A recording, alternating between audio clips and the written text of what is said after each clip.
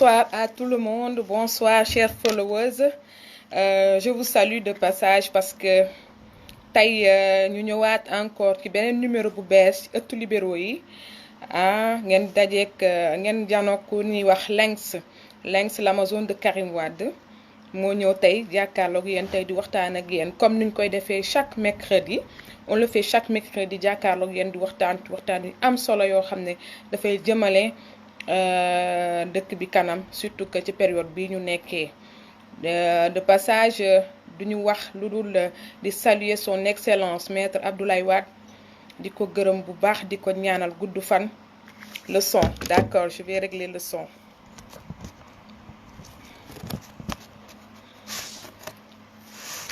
Si le son est bon, vous me dites. Le son est bon? Vous m'entendez bien? Mamfal, vous m'entendez? Pape Yamar, vous m'entendez s'il vous plaît? Si le son est bon, vous me dites. Le son est bon?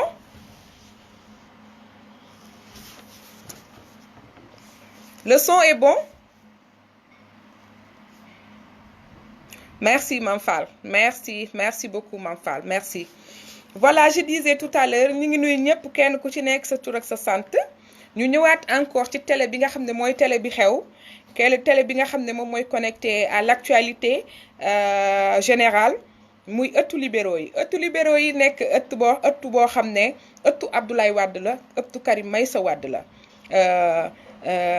may nuyoo tàmbale ci nuyoo bi di ko jox son excellence maître Abdoulaye Wade mu joxal ma nuyoo bi ñëpp ñi nga xam ne ñoom ñoo nekk ci parti démocratique sénégalais particulièrement maa ngi nuyu sunu président le candidat du PDS Karim Meïssa Wade di la jox sa wàccuwaay. waaw tey ñu ñëwaat ci ëttu libéraux yi nag comme nuñ ko yàgg di defee parce que dañ leen a tàmmal di ñëw ak yéen ci ay thèmes yu am solo di waxtaan ak yéen ci ay thèmes yu am solo di waxtaan ak yéen ci li nga xam ne moom mooy jëmale réew mi kanam. tey nag réew mi dañoo toll ci benn situation boo xam ne moom mooy Covid-19 du ma ne réew mi sax mais dans le monde entier bi képp koo gis ñuy wax ci Covid-19 parce que nul n'est épargné dans ce monde-là tout le monde est touché par le Covid-19. maintenant nag dañuy naan nit booy wax ci beneen dëkk te waxoo sa dëkk waxoo li nga war a wax moo tax tey dañuy ñëw ci sunu dëkk. bu ñëwee suñu dëkk waxtaanee li nga xam ne moom mooy Covid-19 waxtaanee ko ak ñi nga xam ne dañoo am pas-pas ak ñi nga xam ne dañoo mën lu ñuy def tey nag ñu amoon ci ëttu libéraux yi Oulimata Kane Lengs l'Amazone de Karim may recevoir Ndiaga Diaw je pense que su ma nee Ndiaga Diaw ñëpp xam nañ ko Ndiaga Diaw c'est un responsable du PDS. responsable du PDS bi nga xamee ne moom ma nga nekk Thiès Ndiaga Diaw nekk koo xam ne ku am pas-pas ci parti bi parce que Ndiaga Diaw buñ koy wax moom mooy secrétaire général du PDS Thiès Ouest Ndiaga Diaw nekk secrétaire général CLF Thiès Ndiaga Diaw nekk membre du bureau exécutif national nekk secrétaire général adjoint chargé de l'énergie et de l'électrification rurale maanaam lépp li nga xam ne moom la ñu dajaloo boole ko moom la ñu wax ni moom mooy CV wu Ndiaga Diaw ci nga xam ne c'est dans le cadre politique. léegi nag tey bu ñuy ñëw premier point bi ñuy waxtaanee moom mooy l'actualité en général actualité bi dafa large actualité bi nekk loo xam ne Sénégal njaay ñëpp a ngi ciy wax. particulièrement Covid-19 bi état bi fi mu toll ak moyens yi nga xam ne ñu ngi koy joxe lettre bi comment dirais-je couvre-feu bi et puis tous les mesures de prévention yi nga xam ne jël nañ ko ci la ñuy waxtaanee tey maanaam tey Ndiaga Diaw dinañu jox ci point de vue am ci dans l'ensemble de l'actualité politique ak actualité bi nga xam ne moom mooy Covid-19. Voilà, on va appeler Ndiaga Diaw pour voir s'il est disponible pour ñu mën ko jël mu réagir ci actualité politique ñu poser ko certaines questions mu mën ci répondre.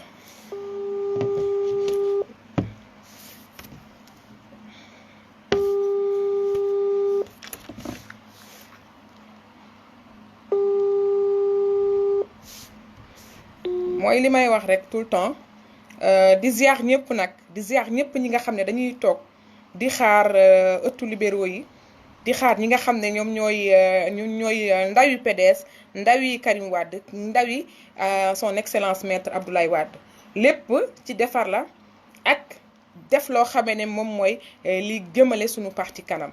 Ndiaga Diaw ñu ngi koy woo xam naa ni il va réagir sur l'actualité politique en général.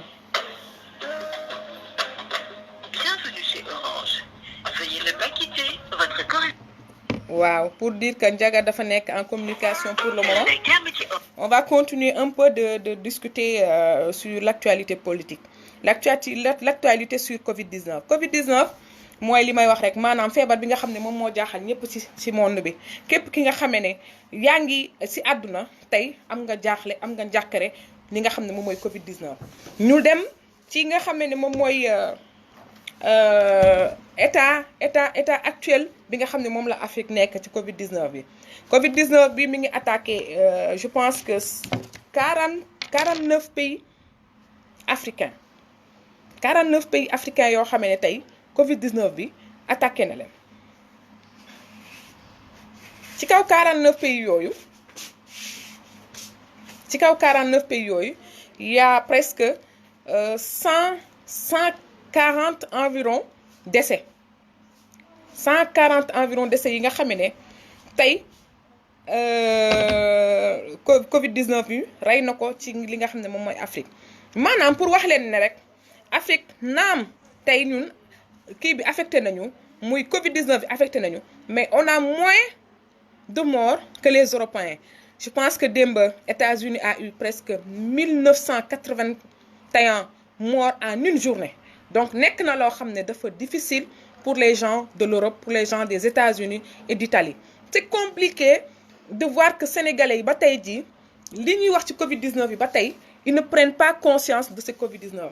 La preuve en est que tey jii sama koñ je vous donne un exemple bu 20h di waaj a jot balaa 20h di jot koñ bi dafay mel ni ndogu mooy waaj a jot tout le monde la route est pleine de monde bondée de monde ba en fin de compte parfois damay jaaxle ma ne man lan moo xew ci biti le premier jour où je suis sortie dama dawaat dugg ci bi di laajte lan moo xew parce que je pensais que dafa am benn genre émeute wala xeex wala dara lu am ci koñ bi et malheureusement c'était une très grande surprise à mon niveau de voir que dara xewul woon lu dul mooy gars yi nee nañu 20h léegi mu jot donc il va falloir que tout le monde sorte pour régler certains détails.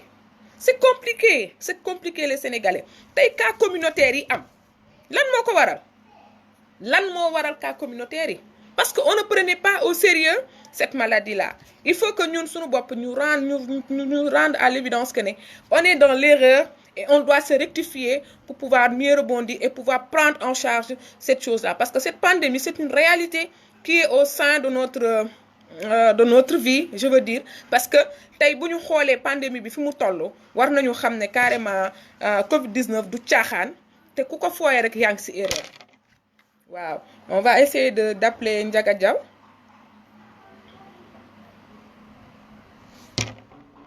on va essayer de rappeler Ndiaga Diaw maa ngi leen di ziar Mame Fall maa ngi lay ziar bu baax Assane maa ngi lay ziar bu baax a baax maa ngi leen di ziar yéen ñëpp. mon bébé. Ndiaga Diaw vous êtes en direct.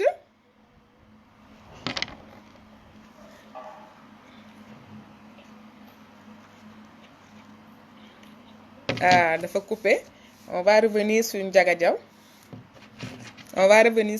Diaw voir s'il est en ligne.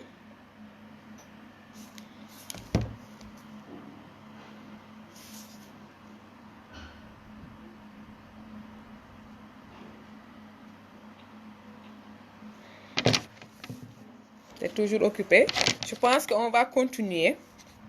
On va continuer de faire le live en attendant que Ndiaga réagisse parce que tey jii li ñu war a waxtaanee moo bari tey dañu am ay thèmes yu am importance bu ñu nekk thèmes yu am importance ne quittez pas Ndiaga mi allo Ndiaga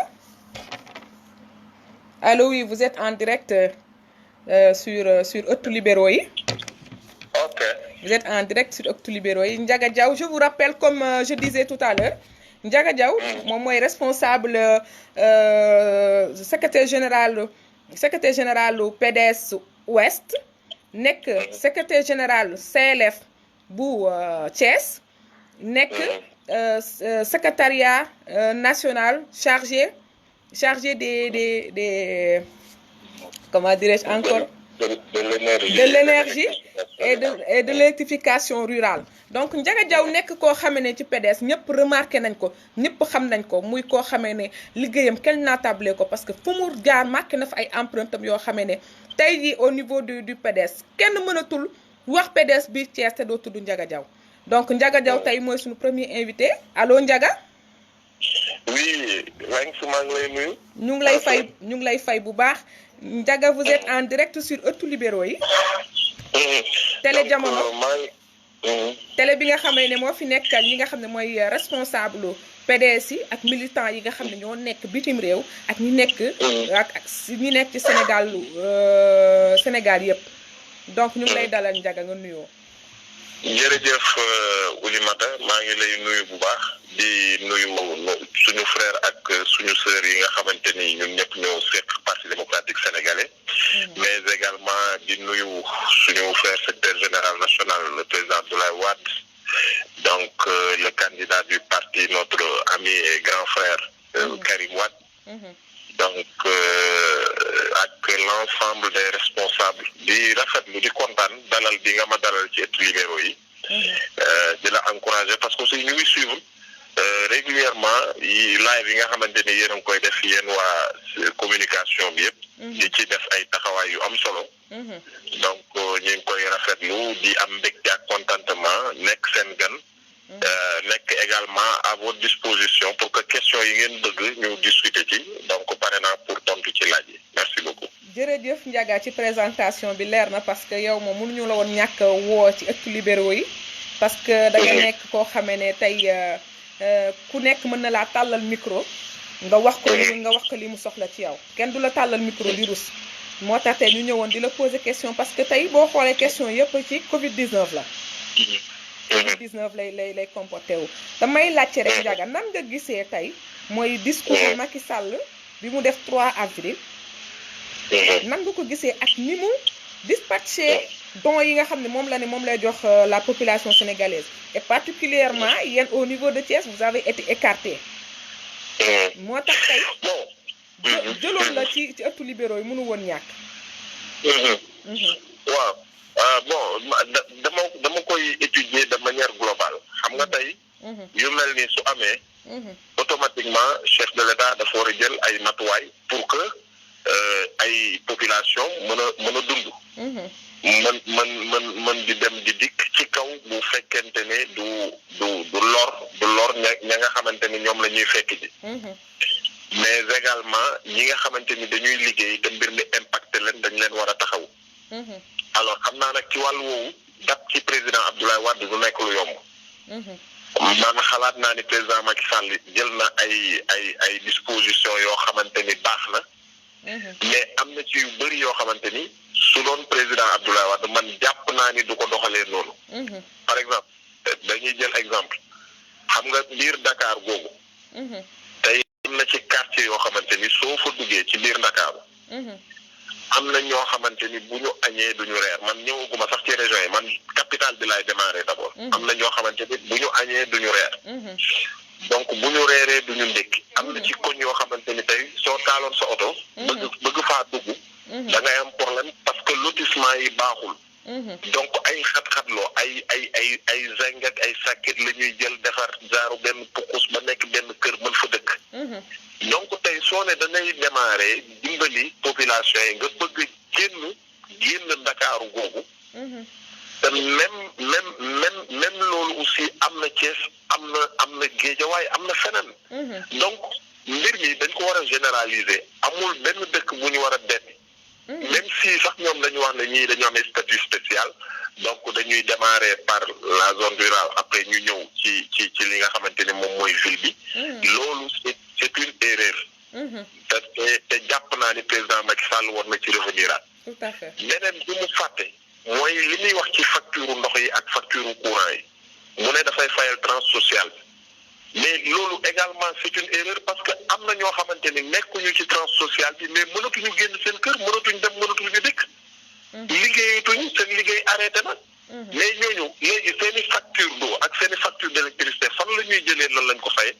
moo tax ma wax tout à l'heure bi may commencé mais jàpp naa ni ñi mu ko doxalee su doon président Abdoulaye Wade la day ñëw moom généraliser day ñëw ne léegi pour durée bi ba durée bi kenn du fay ndox kenn du fay courant parce que tout simplement nit ku nekk nag ak sa générosité fa mu commencé ak fa mu yem alors beneen bi nga xamante ne aussi jàpp naa ko te ma xalaat ne du lu baax mooy ni muy fonctionner parce que aussi il faut le dire ñu ngi jàpp ay nit di leen kar ci mbedd yi di leen dóor parce que tout simplement dox nekk nañ ci couvre-feu bi ba 20 heures passées ci semaine bii ñu génn ñu dégg ne foofu ci Almadi ku ne xam na ni contrôle yi fa la fekk baax contrôlé force de l'ordre yi Almadi mënoo dox 50 mètres te gisoo gendarme wala policier bu taxaw pour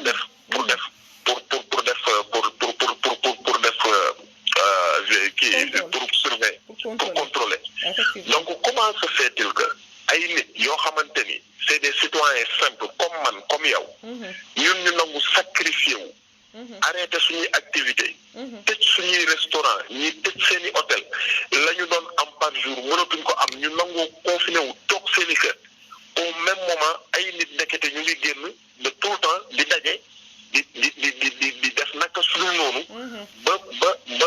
ba yàlla weer leen ñu soog a xam ne effectivement ñi ay doomi borom alal lañu woon yooyu c'est des trucs qu'il faut éviter parce que day tax ña nga xamante ni tey ñoom la ñu doon kar ci mbedd yi di leen dóor ñooñu seen xol mën na ci jóg mu am leneen lu mu jur ci biir réew mi et je pense que jaru ko dëgg la alors maintenant nag li mu jël décision tëj frontières yi li mu jël décision aussi nit ñi nga xamante ni dañuy déplacé wu dëkk ak dëkk ñu war ko mën a sécuriser et moi je pense que yooyu moom c'est lu ñu rafetlu la et ñu président Abdoulaye Wade moom ci boppam wax na ni mesure yooyu Parti démocratique sénégalais daf koy soutenir sans réserve et moi je pense que loolu wane na encore une fois que président Macky Sall ñun d'une part ñun ñoo ko gën a gore parce que tout simplement heure bu ñu jekkoo bu ñu bëggee toroxal ñu te moom heure bu ñu soxlaa yaakaar ci ñun ñu dem à son secours jàppale ko léegi nag bu jógee ci lii je pense que dina xitti ay bëtam xool ba nga xamante ni beneen yoon du ñu taxaw di ñu traité que dinañu réduire à notre plus simple expression ak itam di def naka sudul noonu di ko jëmale ci waa Parti démocratique sénégalais ak opposition bi de manière globale waaw donc yàlla daal atte na yàlla wane ne ne président Abdoulaye Wade waaw yàlla atte na wane na ni Sénégal président Abdoulaye Wade sénégalais yi rek a ko ñor yàlla atte na parce que wane na ni moom rek mooy buur lii président Macky Sall daf ci war a yeewu xam nga tey ku la waxoon ne la Sénégal dinañu xëy nekk ci situation bi ñu nekk doo ko gëm billaay doo ko gëm parfois damay toog ba mu yàgg ma ne man est-ce que nekkuma di gént wala je suis dans des rêves ou bien parce que je ne pensais pas que le Sénégal et le monde d'ailleurs que ndax dinañ nekk ci situation yi nekk ni tey waaw mais yàlla mooy wane boppam xam nga président Macky Sall dafa jël pouvoir bi defuñu sax ñaar wala ñetti weer mu commencé di yokk dund commencé yokk mu yokk courant yokk carburant donc léegi nag fi mu nekk nii la nga xamante ni jëloon nañ ko ci askan wi léegi moom mi ngi koy dajalewaat di ko delloowaat ci askan wi c'est-à-dire yàlla mooy àtte foofu ba tey dëgg la waaye Ndiaga si loolu lay rebondir parce que yéen Thiès da ngeen nekk dëkk boo xamee ne vous êtes touché par le Covid-19 tey ñu xool ne démb rek am na benn ASP qui a été chopé bi nga xam ne si Thiès la dëkk ASP bi ñëw ñu ne ci ASP dafa jaay presque 300 laissez-passer yoo xam ne à coût de 30 000 yi 25 000 la ko jaayee donc yow lan moo ci sa xalaat ci sénégalais yi nga xam ne tey jii Covid 19 baa ngi dox mais je pense que dafa mel dañ ko jëlul au sérieux ils ne prennent pas au sérieux cette maladie. waaw mais xam nga ASP bi yu mel noonu daal lan nga ciy xalaat ci loolu. waaw dama wax ne bala may danaa ñëw ci sa question mais ASP bi fu ñu ko jàppee. war nañu wëri 300 personnes yi mu jaay. parce que aussi pour qu'il y ait corruption. il faut que mu am kii corrompre ak ki nga xamante ni moom la ñuy corrompre. tout à fait vous avez parfaitement raison. waaw léegi nag 300 personnes yi war nañu ubbi enquête procureur war na leen wëri ba gis leen. moom aussi mu dimbali leen parce que ma sœur Oulimata. nit ñi li ñuy def muy ay ñaawteef dafa am ñu leen ciy jàppale. ñu leen ciy jàppale nag mooy ñuy ñëw di jënd parce que yow mi nga xamante ni ayant droit nga. peut-être chef d'entreprise nga yow say activité yi ngay liggéey sa wàllu liggéey moo la permettre nga dem demander laissez-passer. donc pourquoi ngay accepter nit ki di la ko jaay nga koy jël. tout à fait donc xam nga voilà loolu mooy problème bu njëkk bi. maintenant procureur na ci ubbi enquête. bu ko defee ñu xool ñi nga xamante ni ñoom aussi ñoo jënd. la ca yoon wax ñu teg leen ko moi je pense que injustice lay doon. suñu jàppee ASP bi kese. bàyyi ñi nga xamante ni ñoom la doon jaay. beneen bi ci des. mooy Thiès tey jàpp naa ni. ñi nga xamante ni ñoo fi nekk di yëngu ci wàllu politique ak autorités yi nga xamante ni ñoo fi nekk muy maire yi muy le président du conseil départemental. ak yenn bonne volonté yi ak yenn responsable politique yi ñoom mobilisé wu nañ kenn ku ci nekk indi sa apport par rapport ak mbir mi mais doyul xaajul sax bay doy parce que chaque jour da ngay gis ne demande bi mi ngi gën a yokk man xalaat naa ni jéego yi nga xamante ni nguur gi daf wax parce que boobu léegi aussi dañuy annoncé rek mais gisaguñu concrètement li ñu yëkkatee gum teg ko ci table ji man gisaguma ko ñu ngi annoncé rek nag ñu ngi annoncé te yu mel nii nag su amee dañoo war a gaaw beneen bi ci des aussi dëkk bi mais war nañ ko pomper. dëgg la. war nañ ko pomper comme ni yeneen dëkk yi di def. dëgg la.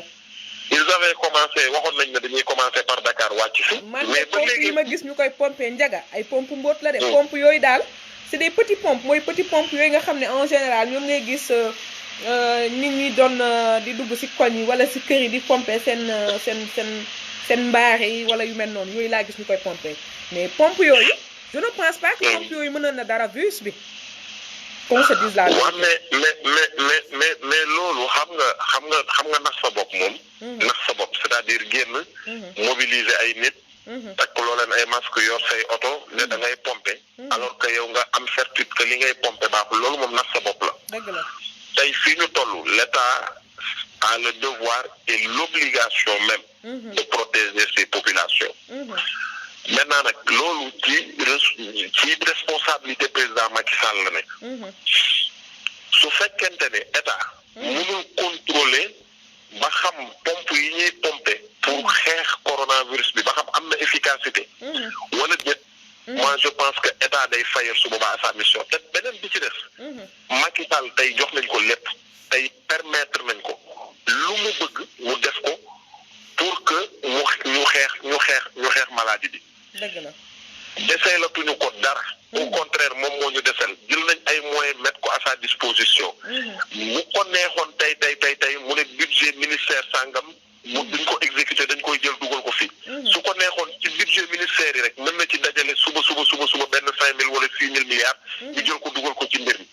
c'est-à-dire dafa yéex fi ñu toll nii dañ ko war a baral dañu war a gis ay camions yu départ dem yëpp ay saako ceeb commencé wàcce ci ay dëkk. ñu yëpp ay saako dawlin commencé dem ci dëkk bi ñu baral mbir yi. mais chaque fois ñu ngi annoncé mais ba léegi vraiment gisaguñu à la base la nga xamante ni def nañ ko. donc beneen bi ci des aussi ñu yaatal ko ñu yaatal commission yi nga xamante ni ñoom ñoo koy séddale. parce que ça ne sert à rien ñu jël 60 et quelques milliards def ko ci ay denrées alimentaires. ñu jox ko ñaari commerçant wala ñetti commerçant yoo xamante ni ñoom ñoo ci empoché seeni milliards après ñu ci def toog di seetaan. waaw léegi nañu ko yaatal ba. Ndiaga ci loolu laa bëggoon rebondir est-ce que yéen tey moyens yi nga xam ne Macky Sall cité ne ko est-ce que moyens yi sur place. waaw mais xam nga problème bi mooy dafa wax ne dañu dem assemblée nationale. voter loi pour permettre président Macky Sall dama wax ne la loi bi ñu ko votel permettre na ko bu subaa mu mu ne budget xam nga nous sommes au mois d'avril. waaw donc budget yi ñu voté. ci année bi soreegul. donc kenn exécuté ku ko. waaw kenn exécuté président Macky Sall su ko neexoon. mu ne budget ministère de l'élevage par exemple. ñu ne budget ministère de l'élevage 560 milliards la. tout à fait su ko neexee mu ne léegi 60 milliards yi jël leen ko ngeen gérer ko salaire yi ngeen jël 500 milliards yi nañ ma ko jox. mën na ko def. su ko neexee mën na tey au conseil xaw ma des collectivités yi xaw ma sax nu mu tudd. xaw ma HCCC xaw ma CCCS. yooyu daf ko war a éliminer. jël xaalis bi dugal ko fa. waaw loolu de c'est-à-dire moom bu ko neexoon xam nga loolu de xam naa ne bu ko defoon dina ci génn parce que actuellement déjà que lépp est à l'arrêt yëpp boo xoolee fonction yëpp dafa arrêté. même ñi nga xam ne ñooy liggéey ci au niveau de HCC parce que HCC nag sénégalais dañ ko yàgg kaas di ko wax. waaw mais moom aussi budget présidence de la république. waaw 100 milliards la donc 100 milliards yooyu. mais pratiquement nous sommes au mois d'avril normalement bu fekkente ne groupement wu xaw ma nag ndax dañoo groupement am déet mais bu dee dañu groupement. normalement bu dee groupement wuñ 100 milliards yooyu war na def minimum benn 70 wala 75 milliards. léegi nañ jël xaalis boobu. ñu indi ko. s'il faut mobiliser demain su président Macky Sall bëggoon mobiliser 10 000 milliards mën na ko mobiliser. donc lu tax mbir mi yéex moo tax suñu waay ji ndeysaan suñu garmi bi yàlla na ko yàlla gën fi yàggal. amiin amiin amiin. wallahi Sénégal am ñu ngi soog a xam. li am président Abdoulaye Wade di représenté. ah non su doon moom la Oulimata kenn waxatu ko. C'est sur ces mots qu'on va finir avec Ndiaga Diaw. Ndiaga Diaw comme ni ma leen ko waxee sànq nekk koo xamee ne ñun xamoon nañ ne bu ñu ko dékkee suñu micro dinañu jox li ñu soxla.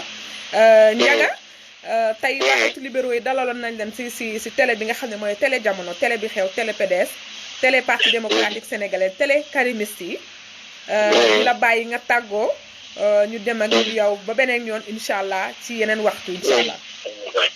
bon Oulimata dama lay féliciter yow ak ñi nga àndal ñëpp nag ci émission bi. maa ngi nuyu suma frère Amadou Dramé nga xam ne amoon na yéene moom aussi. invité woon ma mais yàlla dogal ci ay problème technique mu jul woon sotti. donc ak ñi ngeen ko séqal ñëpp nag di leen wax ne liggéey am na solo nit ñi ñu ngi koy rafetlu.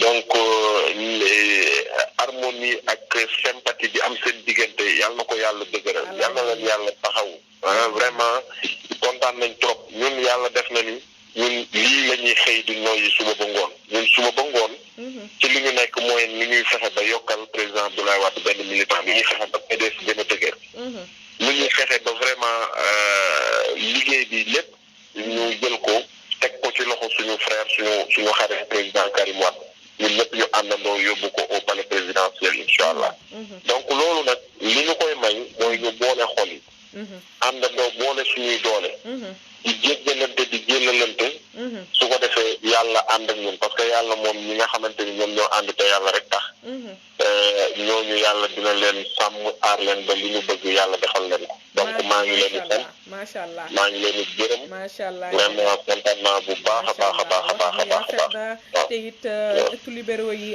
de par ma voix ñëpp a ngi lay remercier ci sa dugg di la wan ne peut-être yombul woon parce que am nga yeneen yitte yoo waroon dox waaye biñ la wooyee da nga ne lépp looleen ma woo dinaa ci wuyu si parce que lépp li nga xam ne li soxal parti bi la dama ciy jàpp waaw ñu lay remercier bu baax Ndiaga waa kay merci beaucoup merci jërëjëf jërëjëf merci voilà sur ce c'est ce que Ndiaga nous dit que ne nañu boole xol yi tàppe xol yi nekk benn te xam ne lépp li ñu ñor moom mooy une cohésion au niveau du PDS ñëpp nekk benn PDS rek moo ciy bénéficié wu PDS rek moo ciy bénéficié parti démocratique sénégalais Abdoulaye Wade moo ciy bénéficié wu Karim Meïssa Wade moo ciy bénéficié wu parce que benn ñun ñëpp ci benn ndaal gi la ñuy sotti képp ku tibbee fële aussi da nga ñëw sotti ci benn ndaal léegi nag on continue notre émission comme ni ma leen ko waxoon sànq Ndiaga dafa wax lu am solo nee na ASP bi bu ñu ko waree topp dañoo war a topp ñi nga xam ne mooy 300 personnes yi nga xam ne ñoom ñoo jënd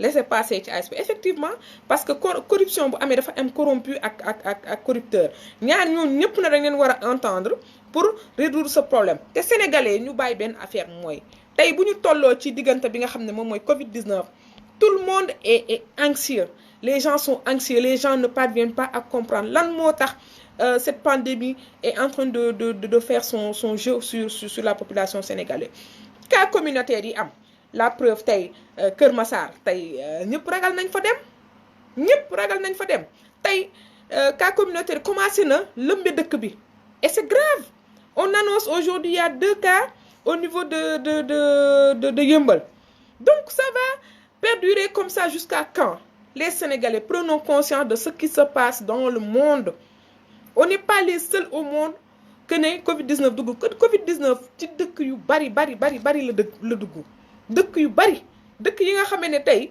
buñ leen ne woon fii ñi ëppoon doole ñi nga naan puissance du monde ils étaient les puissances du monde ils parviennent pas à contrôler ce Covid-19 là donc rendons-nous à l'évidence ñu xam ne on n'est pas épargné moom mooy nañu toog suñu kër yi ñu def suñu confinement tax parce que tamit nañ naan koy digle buy digle sangaay da ngay fekk nga sangu ba set donc am na yenn yoo xamee ne buñ koy def tey cas communautaire bi am Kër Massar ndaw si jaaykatu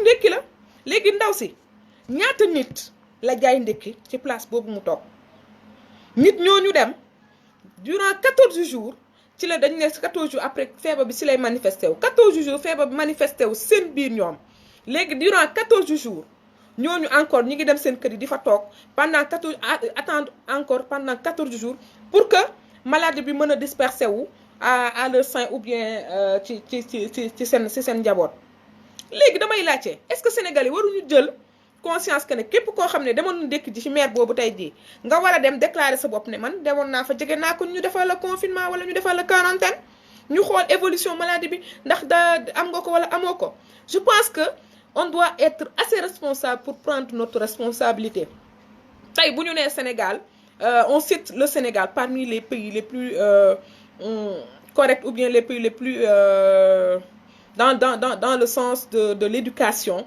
il faut que aussi ñu koy wane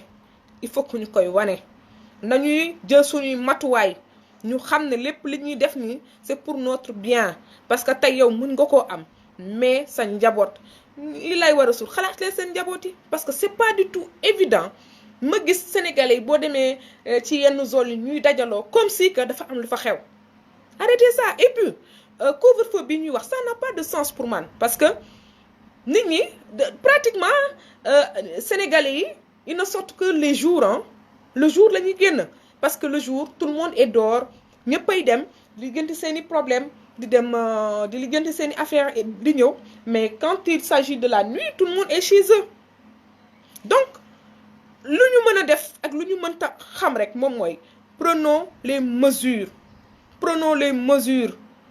que ñu xam ne feebar bi du caaxaan tey la pandémie a fait maximum 140 morts sur le continent africain alors que les cas confirmés s'élèvent à 4282 dans 46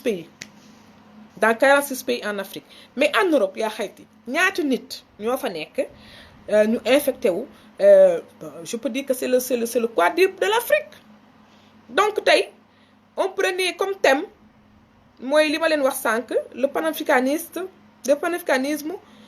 face à cette Covid-19 moo tax ñu amoon pas-pas invité ci benn leader bi nga xam ne de renommée ñëpp xam nañ ko koo xam ne Sénégal buñ ko doon présenté tey tout le monde xam nañ ko muy Amadou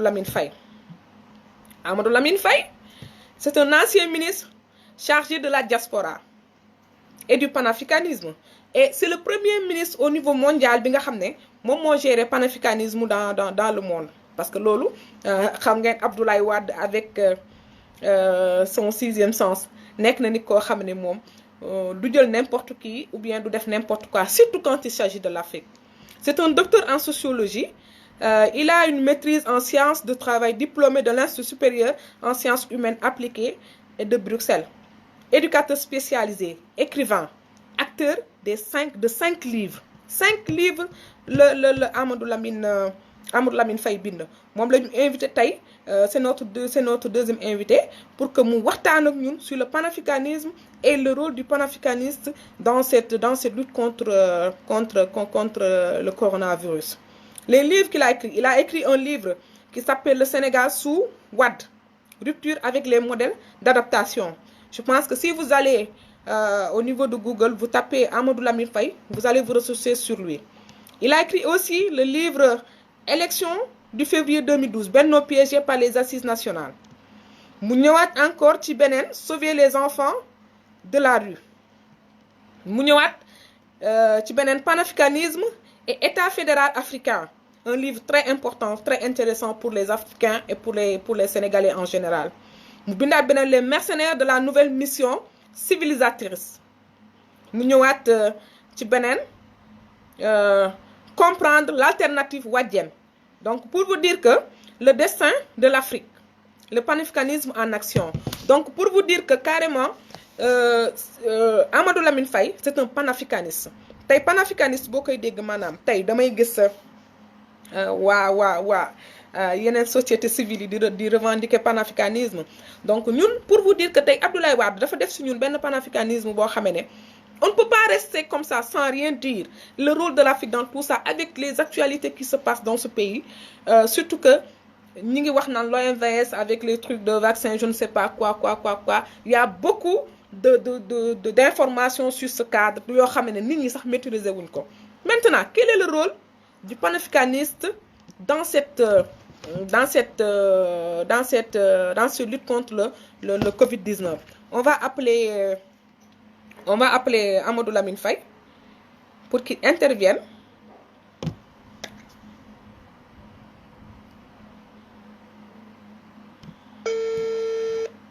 Je vous disais tout à l'heure, il est le directeur de la publication du magazine Un destin pour l'Afrique 2, coordonnateur de l'Alliance panafricaniste, secrétaire national chargé de la culture de la Renaissance africaine et de la sauvegarde du patrimoine culturel national et de la sauvegarde du patrimoine de la culture mondiale. Donc, c'est une personne de renommée. Kooku mooy Amadou Lamine Faye, comme je disais tout à l'heure. Allô, professeur? Allô. Oui, professeur? Alors, thanks, l'Amazon. Bonsoir, professeur. Bonsoir, Lens. Bonsoir. Une invitation, de le soutenir, de saluer ce travail. Merci. Est-ce que vous pouvez augmenter un peu la voix, s'il vous plaît? Ok, je vais essayer d'augmenter la voix. tëju gëj a génn ci média yi ba. dëgg la fàtte naa sax. confinement bi la voilà fàtte naa gérer sa tonalité bi ma war a di communiquer. tout à fait confinement bi la. mais yow rek yaa ma mën a génn ci sama hibernation bi may wax ci. média loolu xam naa ko mais parce que yow dama la bëgg jàppale ndax da nga engagé wu avec foi. et détermination pour servir la vision d'Abdoulaye Wade. Merci beaucoup. Et notre candidat Karim Wade. Merci beaucoup, professeur. Merci beaucoup. En fait, comme ni ma la ko waxee woon, cette invitation est due à cette Covid-19 et puis le panafricanisme. Vous connaissant, on sait que vous êtes un panafricaniste de renommée et tout le monde vous connaît au niveau mondial. D'ailleurs, je viens de faire une petite... j'ai fait une lecture de votre CV. Donc, je pense que les gens sont je peux dire qu'ils sont en train d'attendre votre intervention sur ce qu'on est en train de faire. Voilà. Le thème était le panafricanisme. Quel est le rôle du panafricanisme dans cette lutte contre le Covid-19? D'abord, vous allez vous présenter. Je vous laisse vous présenter, professeur. Non, je pense que le plus important, c'est le message qu'il faut apporter. Ma personne n'est pas très importante. Mais bon, moi, la seule marque distinctive que je veux qu'on retienne de moi, c'est d'être le serviteur d'Abdoulaye Wade, parce qu'il m'a porté au pinacle en me désignant ministre chargé du panafricanisme qui n'a pas d'équivalent en Afrique. On n'a jamais vu un président de la République nommer un ministre chargé du panafricanisme et de la diaspora. C'est ce qu'Abdoulaye Wade a fait. Et moi, c'est un titre très élogieux de me donner cette possibilité d'incarner le panafricanisme, vous le méritez, qui est le projet de destin de tous les Noirs du monde. Tous les Noirs du monde, buñ ko xamé buñ ko xamul, qu'il le sache ou qu'il le sache pas, nañu xam ni les africains fépp fu ñu mën a nekk ci àddina ñoo bokk fi ñu jóge mooy communauté d'origine ñoo bokk fu ñu war a mujjee mooy la communauté de destin et Abdoulaye Wade def na traçage boobu dans son livre Un destin pour l'Afrique pour présenter des stratégies opératoires pour aller vers la construction d'un destin africain à travers les États-Unis d'Afrique. Man projet boobu laa bëgg servir maa ngi ci liggéey ba bon nul n'est prophète chez lui. Tey jii je suis citoyen de la ville de Salvador, l'État qui a le plus grand nombre de Noirs au monde après l'Afrique. Donc loolu li ma ko may mooy kaddu Abdoulaye Wade ba ma fa yóbbu rek ci la ñu gisee ni maa ngi liggéeyal nit ku ñuul ñu jox ma titre boobu. waaw xam nga loolu lu rëy la. donc may na ma mën a wër bi ma nekkee ministre ma wër fépp fi diaspora bi nekk Jamaïque, États-Unis, Colombie, ba île de la Réunion pour porter le message des Africains qui ont créé le panafricanisme en 1900. Voilà. léegi nañu dem ci sujet bi. tey jii Covid-19 bi. dafa indi benn problème boo xam ni panafricains yi ñoo ko war a régler. parce que dafa feeñal benn menace boo xam ni africains yëpp la visé. ñu nekk parce que lu dal ba Afrique. dafay taxal image yu africain fu mu mën nekk. africain bi loo am milliard loo teg ci bitim réew. ñu ngi lay xoole ni Afrique mel. dañuy bi ñu xoolee sa milliard dañuy xool ni Afrique dëkk la boo xam ni nit ñu doy ñoo fa nekk ñu mënul créer leur propre destin, donc ils ont besoin des autres. Et image boobu la ñu tabaxal pour pouvoir jaar ci image bu ñaaw boobu bu tilim boobu pour justifier même ay génocide lekk jël suñu alal jël suñu koom-koom doy duñu même bu ñuy dee sax ñun amul importance dans le monde parce que ay noirs ñoo dee. Or yàlla nag dafa wërbati situation boobu avec Covid-19. lu mat a bàyyi xel la parce que y a du mystique et du mystérieux dans le Covid-19. tey jii dëkk bi gën a néew kattan moyen pour dëkku jàngoro boobu mooy Afrique mais dëkk boobu moo gën a néewle ñu ko am ak ñi faatu. amul benn moyen.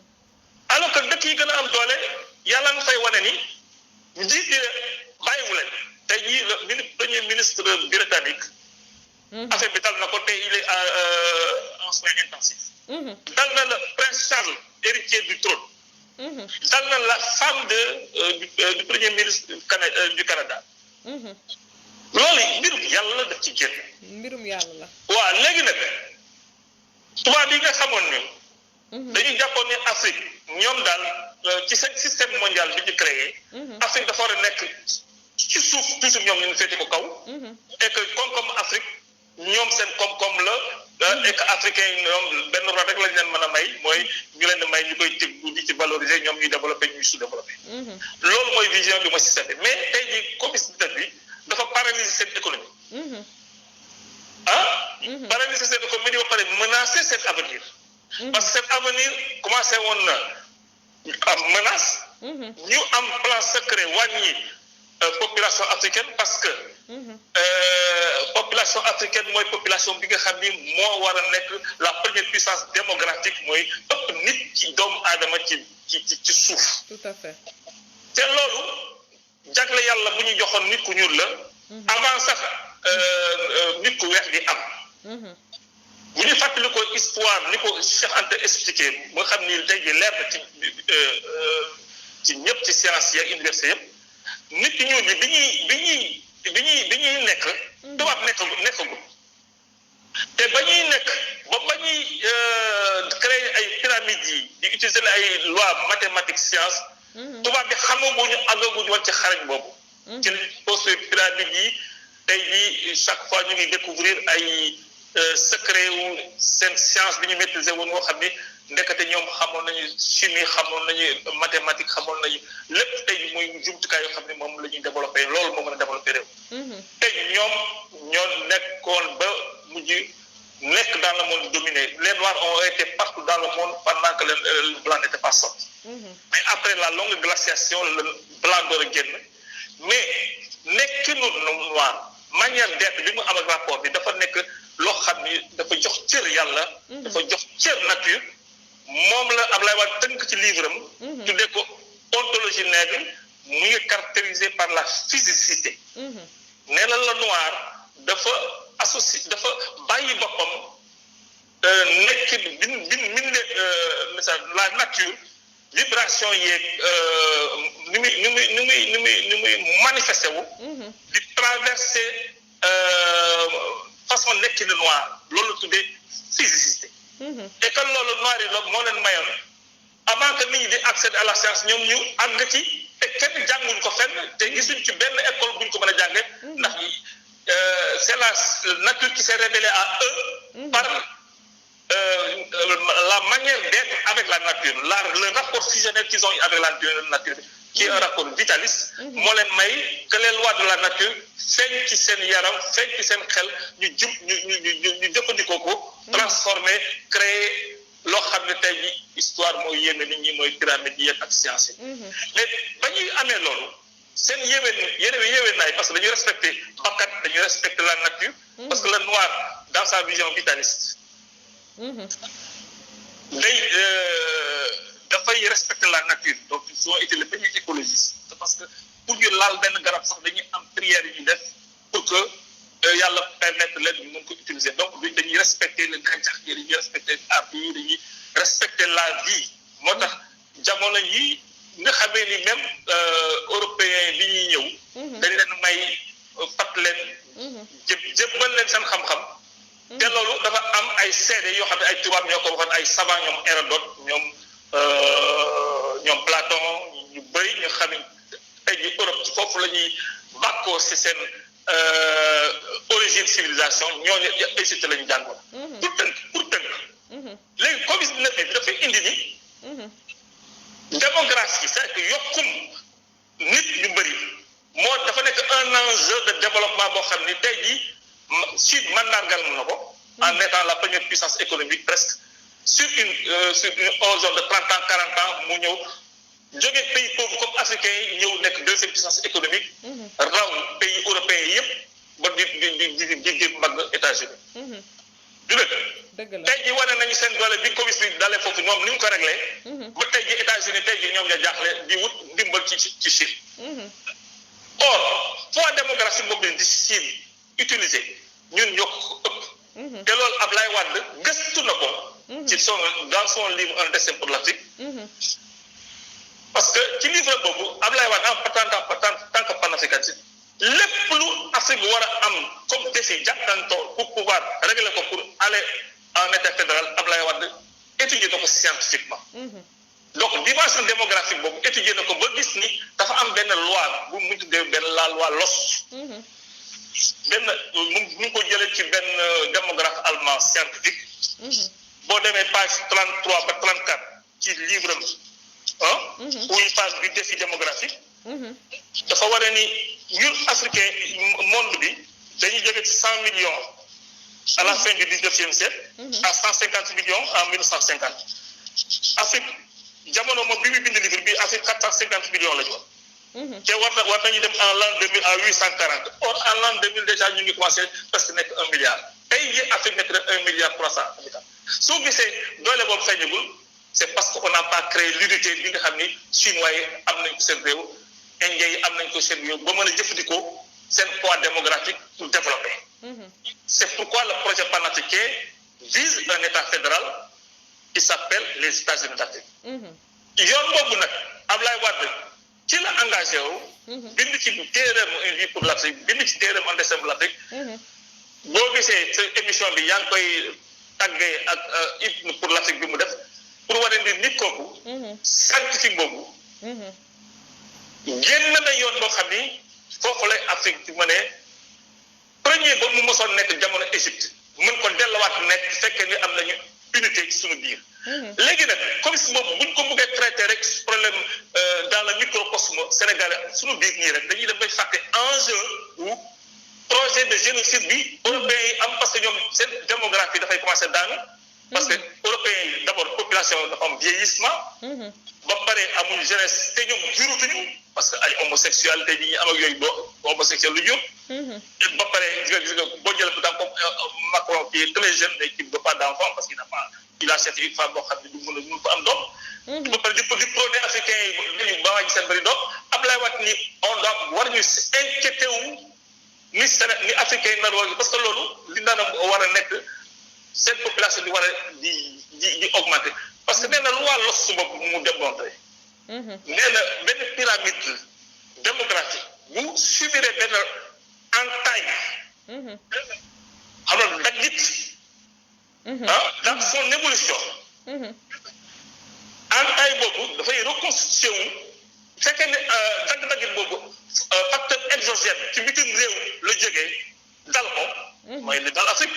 parce que entaille boobu lan moo ko indi mooy esclavage colonisation moo jël toute la population active yi amoon doole yëpp yóbbu leen ay Amérique dagg Afrique loolu Afrique manqué ko nee na loi LOS dafa prévoir ni pyramide boobu évolution boobu Afrique war na am. dafay amaat naturellement dafay reconstituer wu naturellement. sur à partir de ces constantes biologiques. ba mën a delluwaat ca la moo nekkoon démb mën ci continuer waat nee na Afrique ci livre boobu page 34. ni Afrique mi ngi reconstituer selon la loi LOS. pour redevenir la puissance démographique bi xam ne moom la nekkoon fekkee ni woon amul woon ay entaille bi nga xam ne esclavage moo yóbbu nit ñi. nee na loi boobu war na tax ni nit ñi war ñu tiit parce que Afrique am na capacité abriter plus de 3 milliards d'habitants te du xat. te richesse bi nekk Afrique mën na dundal àddina sax fekk yeneen réew yu liggéey.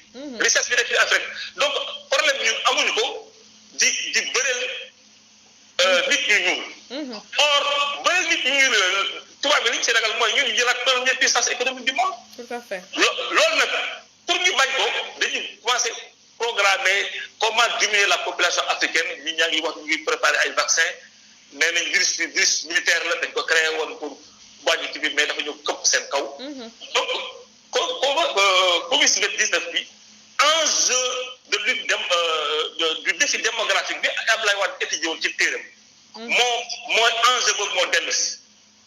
boo liiree téere Abdoulaye Wade moom enjeu yi Afrique jànkuwanteel ak bii mu war a jànkuwanteel yëpp àddina bi ko jànkuwanteel gëstu na bu ñu waxee sur la monnaie defoon na fi benn étude quand il était président des comité des experts de l'Union africaine ba créer le phare le fonds de réserve monétaire africain. boo xam ni dafa nar a régler la monnaie africaine bon dans son livre wane na ni comment par les axes stratégiques mën nañu ko réaliser les États-Unis d'Afrique n'est-ce pas bu ñu amee suñu unité. donc Covid-19 bi problématique bu enjeu diminution population africaine de posé. te tey jii gars yi dañ ciy jafu. Sarkozy ñu ngi ciy wax mais heureusement il y a des voix qui s'élèvent. et il faut saluer Samuel Eto'o jël na kàddoom wax ci ne duñu projet impérialiste boobu pour diminuer population africaine à travers le vaccin duñ ko nangu Drogba def na ko Samuel Eto'o def na ko. même Kalidou Fadiga associé na ci yëkkati baatam kàddu wax. tout à fait. ñëpp na ci wax mais au Sénégal on n'entend pas beaucoup le Sénégal. Mais en Afrique aujourd'hui il y a un dynamisme panafricain qui se développe et moi je le ressens dans les groupes Facebook que j'ai créés comme le groupe de l'organisation des panafricains de la CEDEAO qui aujourd'hui a 20 000 adhérents que nous avons créé il y a presque une année. 20 000 adhérents pour te dire qu'à tel point comment maintenant la conscience historique panafricaine se développe dans la jeunesse. Tout à fait. Parce que les gens prennent compte am nañu problème intérieur dans les pays africains mais waruñu occulter les problèmes les plus déterminants qui sont dans notre environnement qui nous menacent. Parce que loo développé te xamoo ni ñu ngi lay waajal pour la ngay développé ñu normel ko yow rey la wàjji la. diviser la. te boo loo liggéey dootul am sens. Tout à fait. Il faut nga am une vision holistique globale de ce qui se passe dans ton environnement. Et les problèmes micro-africains naka lañ ko war a régler à l'intérieur. Donc tey jii li nga wax ni nga débattre pour régler les problèmes au niveau Sénégal avec le président Macky Sall ak insuffisance am c'est bon. Mais il faut y mettre aussi le débat sur les enjeux internationaux. Tout à fait. Parce que ñu ngi waajal. Et Abdoulaye Wade déjà nous a donné des réponses sur ça dans son livre. Et nous n'avons pas besoin de nous inquiéter, nous n'avons pas besoin de diminuer nos populations africaines. Au contraire, notre évolution, nous devons retourner à nous-mêmes. C'est-à-dire que l'Afrique, sa pyramide doit revenir à elle-même ce qu'elle était. Parce que nous avions la trajectoire naturelle d'être la première puissance démographique du monde avant le 19e siècle. Mais l'autre en mais il reconstitué naturellement.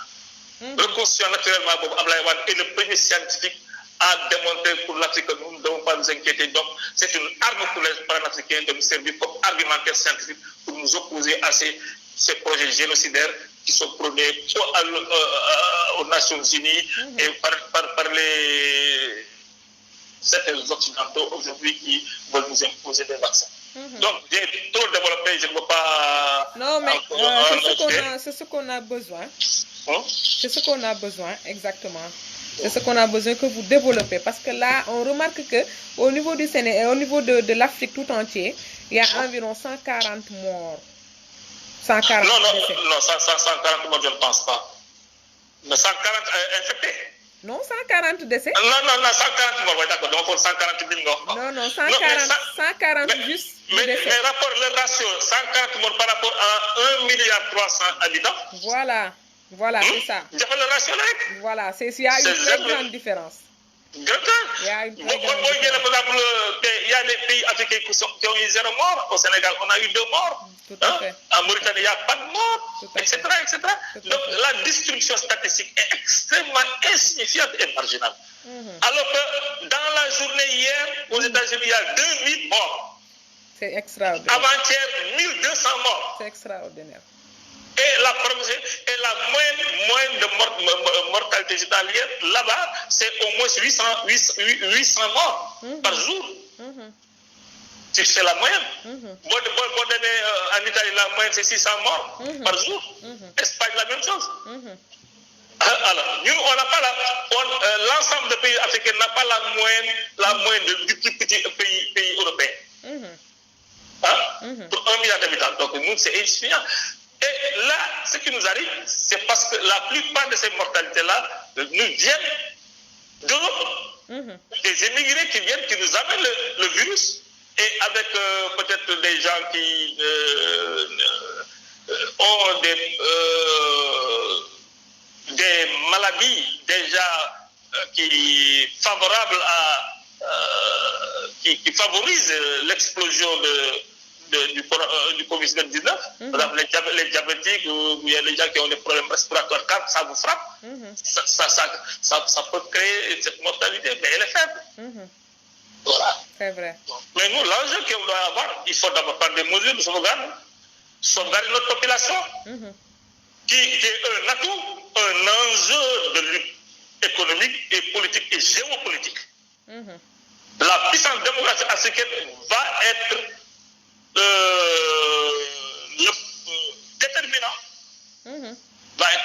La puissance démographique africaine va être déterminante sur l'horizon de la prochaine décennie.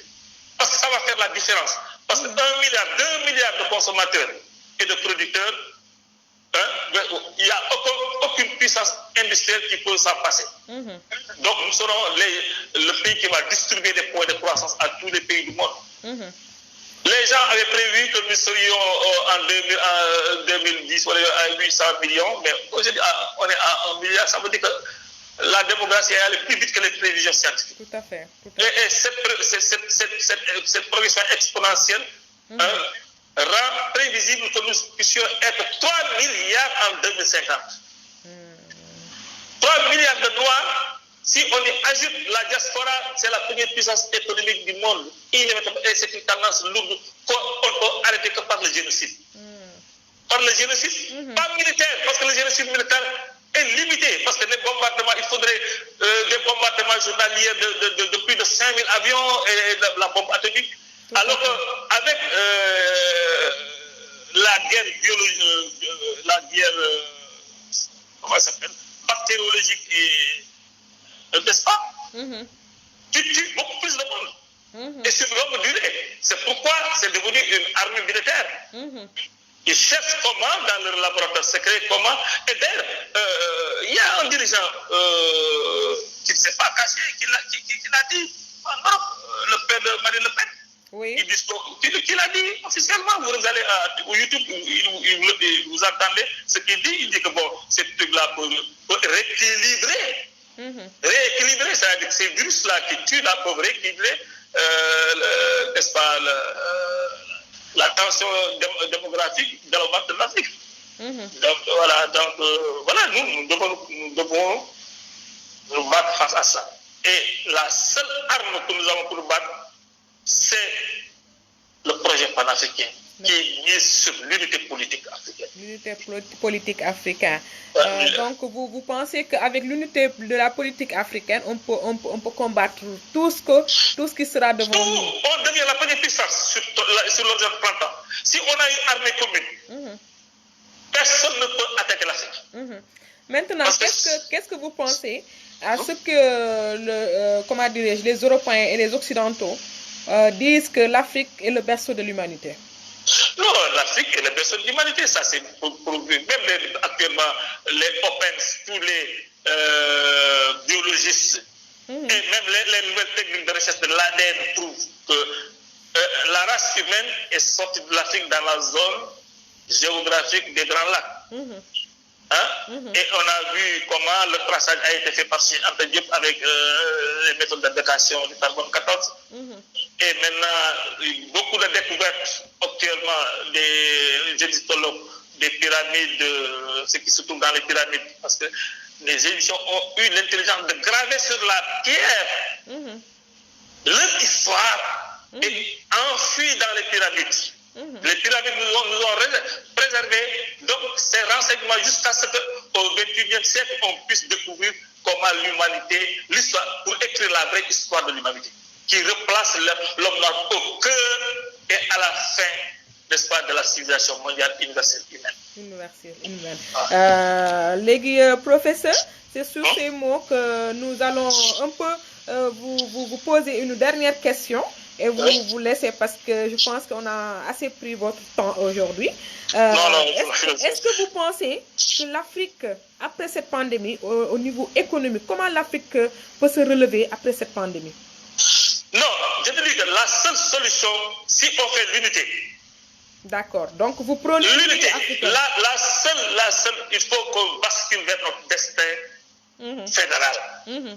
L'unité. Sans unité, on est mort comme il est exploité, dominé et détruit. Parce que l'Europe sait que si l'Afrique s'en sort pour se victimiser, c'est que par son unité, c'est irréversible. C'est pourquoi ils veulent nous détruire et nous mettre dans une situation de pays balkanisé, ad et venir nous exploiter individuellement pour qu'eux, ils puissent se développer à notre dépens. Donc, vous avez parfaitement raison. Vous avez parfaitement raison, professeur. Tey moom je pense que affaire yi leer na ci bopp ñi nga xam ne ñoo ñuy déglu parce que mën naa ne tey vous nous avez donné des cours panafricanistes. Merci. Parce que tey il faut remercier Abdoulaye Wade parce que c'est lui qui me l'a fait connaître, il me l'a fait aimer et m'a stimulé vers la recherche pour mieux maîtriser, n'est-ce pas, donc la lutte. Maintenant, les aboutissants de la lutte panafricaine. Maintenant, pour une autre question de l'actualité, il y a beaucoup de rumeurs qui passent que les Européens, particulièrement les Américains, ont fait des vaccins qu'ils doivent tester au niveau de l'Afrique. Oui, mais c'est ce que je dis. c'est des vaccins génocidaires. Et qu'aujourd'hui, il y a des voix audibles qui s'expriment. Je vous ai parlé de Samuel Eto'o, qui est une icône, une légende. Quand Samuel Eto'o parle et se met en colère, mais c'est le monde entier qui écoute. Tout à fait. Et ça impacte positivement sur la jeunesse. Quand Didier Drogba fait la même chose dans la sous-région ouest-africaine, ça impacte sur la jeunesse. Et aujourd'hui, il y a eu des manifestations contre l'arrivée de certains bateaux, d'amener des vaccins, des manifestations. Oui. Hein? Et quand Fadiga le dit, mais il y a beaucoup de femmes ici. Maintenant, vous comprenez, il y a Claude Ziar, qui est le grand animateur musical de la diaspora, le Guadeloupéen, qui a fait une vidéo, et ça continue. De grands leaders. Et puis maintenant, il faut saluer le président Akufo, qui est extrêmement engagé dans cette lutte. Qui aujourd'hui prend le flambeau des pères fondateurs qui appellent les Africains de la diaspora à rentrer au Ghana. Ils leur donnent la nationalité. Vous comprenez, moi, nous avons un réseau qui se développe de manière extraordinaire avec les Brésiliens là-bas. Donc, en Afrique, aujourd'hui, il y a de nouveaux pôles qui prennent le relais du Sénégal. Le relais du Sénégal, où est sorti les deux plus grands leaders qui ont mis en jonction deux recherches. La recherche phylogénétique de Cheikh Anta Diop, qui a démontré l'origine de la civilisation humaine à partir de l'Afrique, et la recherche de Abdoulaye Wade, qui est la recherche ontogénétique, c'est la manière d'être africaine. Et ces recherches ontogénétiques et phylogénétiques des deux personnes historiques, moi je me mets au cœur de leur carrefour de recherche pour engager la jeunesse actuelle à nous approprier donc ces enseignements et à nous défendre pour que l'Afrique reprenne l'initiative et assure son destin par un État fédéral. Merci beaucoup, professeur. Sur ce, nous allons vous laisser sur ces mots que professeur Amadou Lamine Faye a terminé sa plaidoirie pour dire que l'Afrique doit être unie, l'Afrique doit être un. L'Afrique doit se donner la main dans la main pour pouvoir relever les défis dans cette pandémie et après cette pandémie. Merci beaucoup. Merci beaucoup, professeur. Je vous donne la dernière, comment dirais-je, vous passe la dernière parole pour que vous dites au revoir à tous les libéraux, surtout aux téléspectateurs qui vous écoutent et aux followers qui vous écoutent depuis qu'on a commencé. Oui, mais il y a followers qui nous déglu, malgré tout et de len sargal de len remercier d'abord ci ligue ñu déglu et di ñaan que ngeen jappalé Lenx mi ci initiative bi mu def ndax il fait partie de la jeunesse consciente, elle fait partie de la jeunesse consciente. Merci, professeur. La jeunesse consciente, et il faut des jeunesse comme elle qui prend de l'initiative et qui s'approprie le legs, n'est-ce pas, des pères fondateurs comme Cheikh Anta Diop, Abdoulaye Wade et tous les leaders qui précèdent comme Kwame Nkrumah depuis Sylvestre Diam qui a créé le concept. Merci, voilà. Professeur. Merci, professeur. Merci beaucoup. Merci beaucoup. Voilà, c'était le professeur Amadou Lamine Faye, un vrai panafricaniste. C'est un élément de Abdoulaye Wade parce qu'Abdoulaye Wade ku ko xam ci dëkk bi xam na ne nit koo xam dafa mës a prôné l'unité africaine, nit ñi war a nekk benn, war a booloo pour mën a song lépp li nga xam ne moom lañu daan li benn loxo mën ñaari loxo moo ko dàkk. C'est sur ces mots que nous allons un peu terminer l'émission. Mais balaa ñuy jeexal dañ leen di rappeler rek ne il faut prendre soin de vous parce que aussi ce Covid-19 existe carrément et les gens yi nga xam ne ñun ñoo nekk ci dëkk bi tey jii ñun ñoo war a jël suñu bopp en charge balaa médecin yi di ñëw wala keneen di ñëw. Donc am na yenn yoo xam ne tey buñ ko taxawaa am na taxawaay boo xam buñ ko taxawaay jël suñu responsabilité comme niñ ko waxee à chaque fois on aura tout le temps et puis d'éradiquer certaines choses parce que aussi dañu wax set dafa baax ci nit. Set dafa baax ci nit dañuy continuer la renaissance africaine dëgg la parce que Abdoulaye Wade dafa nekk koo xam ne dafa mës a man à chaque fois je vois Abdoulaye Wade comme un guide de l'Afrique. C'est un guide de l'Afrique ki nga xam ne moom moo mën a moom moo doon fédéré et il a tout fait en ces temps, Abdoulaye Wade musul toog benn yoon, il a tout fait pour fédérer l'Afrique, il a tout fait pour que l'Afrique prenne ses responsabilités. Je pense que tey buñ ko gisee au niveau de la conférence de FAO li mu def foofu tey, je vais vous montrer benn vidéo bi nga xam ne Abdoulaye Wade dans son temps ñu xam ne ça c'est le maître qui parle exactement, le maître, son excellence, maître Abdoulaye Wade. Je vais vous montrer la vidéo pour voir. C'est une vidéo qui est un peu qui circule un peu dans le net, que ñëpp ñu ngi koy am. Ils disent que impliquez-nous dans ce que vous faites, parce que nous avons notre mot à dire. Am na ñu ñu war a wax yi nga xam ne tubaab yi nga xam ne mooy képp ki nga xam ne tubaab la, Afrique dafa am son mot à dire. Écoutez maître Abdoulaye Wade. Faites des réunions régionales en Afrique, en Asie, en Amérique du Sud. Et demandez-nous ce que nous proposons. Pour une fois, demandez pas en 5 minutes. Et organisons une réunion au niveau de l'Union africaine où vous nous demandez qu'est-ce que nous voulons. Et faites ce que nous vous demandons. Et mettez-nous à l'essai. C'est cela que nous vous demandons. Maintenant, malheureusement, en quittant ici, je vais rentrer chez moi. Je vais rentrer chez moi et plus tard j'irai à une réunion de l'Union africaine. Les gens font beaucoup d'espoir sur cette réunion. Je partirai d'ici et pas d'ici. Déçu parce que je pensais qu'on allait nous demander devant la crise, qu'est-ce que vous proposez? Non. On vient, on se lance dans des considérations sur les considérations détérioration climatique. Alors que nous avons traité ça aux Nations Unies. J'étais le président de la 4e commission. Je répète pour se donner bonne conscience. Alors qu'est-ce que nous allons dire là-bas? Chez nous, moi je dirais que j'ai été déçu. C'est ça que je veux dire. J'ai été déçu et j'espère que nous aurons l'occasion de nous réunir en Afrique en votre présence à tous pour que nous vous disions ce que nous voulons. Ne venez plus nous imposer des institutions, ne venez plus nous imposer des experts. L'Afrique d'aujourd'hui, ce n'est pas l'Afrique d'il y a 20 ans. Aujourd'hui, nous avons des cadres dans tous les domaines, diplômés dans les plus grandes universités. Alors qu'on arrête cette farce. Excusez-moi. Alors, je dirais à mes compatriotes,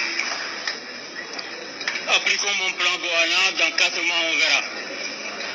Pour l'instant, même si vous avez faim, serrez-vous la ceinture. Peut-être qu'ils vont me dire, donnez-nous les ceintures. Alors à ce moment-là, je pourrais faire appel à vous.